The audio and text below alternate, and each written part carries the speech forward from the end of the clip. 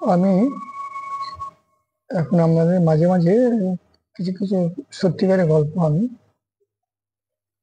বলে থাকি বা বলছি। আমি যখন ময়নাগুড়ি হসপিটালে ছিলাম, ডিসপেন্সারি ট্রেড ডিসপেন্সারি, ওই ময়নাগুড়ি হসপিটাল থেকে জঙ্গলের দিকে রামসাই, ওই জঙ্গলে এক স্বাস্থ্যকেন্দ্র ছিল। ওখানে কোয়ার্টারে থাকতো ডাক্তাররা। তো ময়নাগুড়ি হসপিটাল এমন একটা জায়গা যেখানে সন্ধে হলে চায়ের আড্ডা, বিভিন্ন ডাক্তার বসে গল্প গুজব হতো, সময় কাটাবার জন্য ভালো লাগতো আর কি। যাই হোক, ওই এক ডাক্তারবাবু যিনি ছিলেন, তিনি একদিন আমার সঙ্গে গল্প করছিলেন যে ওখানে একটু হাতির কাণ্ড, যখন তখন হাতি বেরোয়। হাতি খুব একটা মানুষের ক্ষতি করে না, কিন্তু হাতি কিন্তু যদি গালাগালি মন্দ করে তাহলে কিন্তু সে তার প্রতি আক্ষেপ থাকবেই তার প্রতি, এবং যে কোনো সময় পেলে তাকে মেরে দেবে এবং তাকে চিহ্নিত করে রাখবে।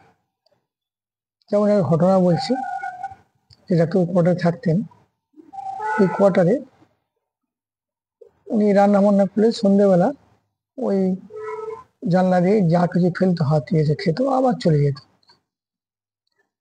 তা ও মাঝে মাঝে লক্ষ্য করতো। একদিন ওর বন্ধু কোয়ার্টারে গেছে, বলে আমি এখানে রান্না বান্না করবো।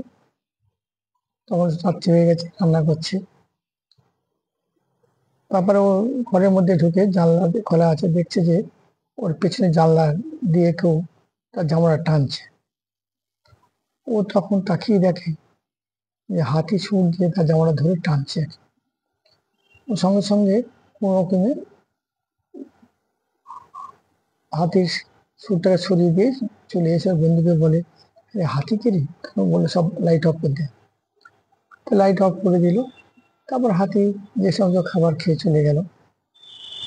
পরে বললো এখানে হাতি খুব রাত্রিতে আসে, চারিদিকে ঘোরাফেরা করে, কিন্তু আর অনিষ্ট করে না। কেউ যদি ওর উপরে আঘাত করে তাহলে কিন্তু সেই শুনতে পায়, তাহলে ছাড়বে না, ও তাকে নিয়েই ছাড়বে, ওই মেরে ফেলবে আর কি।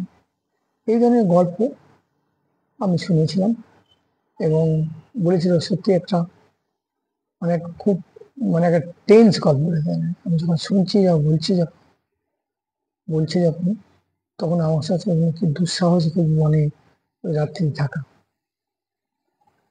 এরপরে আরো হাতির গল্প আছে, যেগুলো একেবারে জীবন্ত বা একটা সত্যিকার। এটা আমি পরে আপনাদের শোনাবো। এই ছোট গল্পটা আমি রাখলাম। মাঝে মাঝে গল্প আমার এই ডাক্তারি সায়েন্সের চিকিৎসা করার যে আছে, যেগুলো বলি, সেই সাথে কিছু গল্প আপনাদের শোনাবো। আশা করি এই গল্পগুলো মানে ভালো লাগবে। ঠিক আছে, এর পরের বারে আর একটা নতুন গল্প বলবো। সেটা এক অদ্ভুত গল্প, মানে ভাবা যায় না যে এই ধরনের বনে থাকতে গেলে কত রকম সাহসের সঙ্গে থাকতে হয়।